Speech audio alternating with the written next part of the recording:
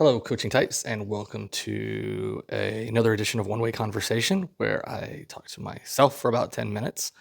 What we're going to be talking about today is this question right here from Lee on Twitter, or is it called X now? I don't know what we're calling it these days. But this question on we're having a discussion about using the neutrals, the pluses in the 4v4 plus 3 or whatever, and getting the center neutral to get utilized more.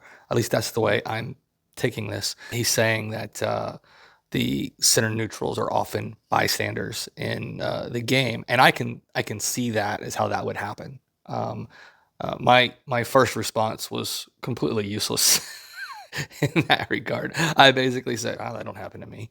I don't have that problem." So my and I'm sure Lee was like, "Well, good for you."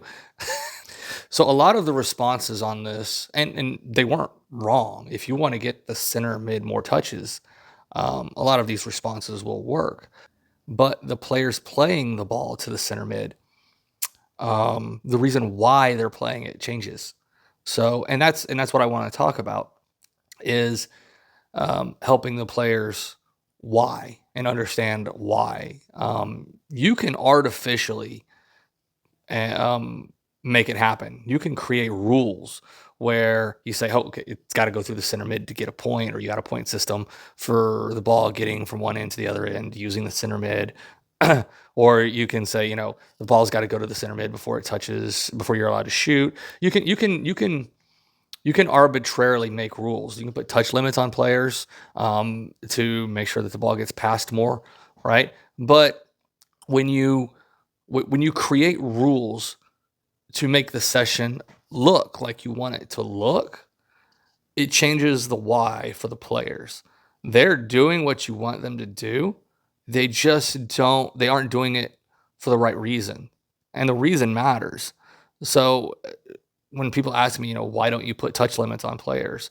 Why don't you create rules in these types of games, two touch here or whatever? It's because I want the decision to be theirs, not mine. I mean, I'm not trying to get a specific look in my trainings. I'm trying to get my players' decision making to improve. And so that's why, if you've ever watched me coach a training session, you hear me ask the question a lot, 10 to 15 times a practice. If you're paying attention to what I'm doing, right, you'll hear me ask the question a lot. Why did you do that? And it might be after a good decision, it might be after a bad decision, but I'm trying to understand the players' why. Why did they want the ball to go where it went?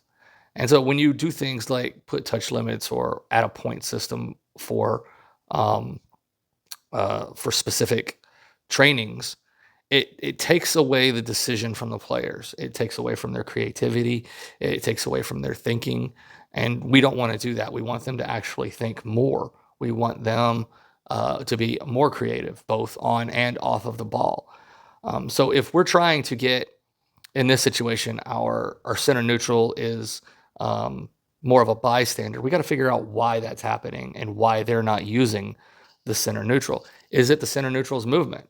Are they not an available player for the players who might be around the outside of the rondo, or the wide players in the rondo that you're in?